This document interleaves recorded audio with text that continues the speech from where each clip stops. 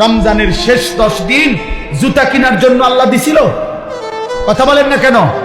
শেষ 10 দিন শাড়ি গহনা কিনবার জন্য আল্লাহ দিছিল?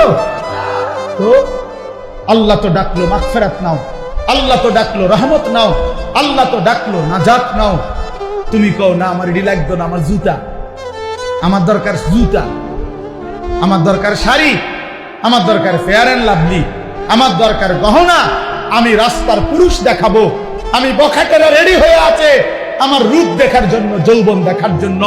এই জন্য সত্য মেয়ে নিজের শরীর প্রদর্শন করার জন্য সে নানা রঙের বাহারি সাজে সাজে।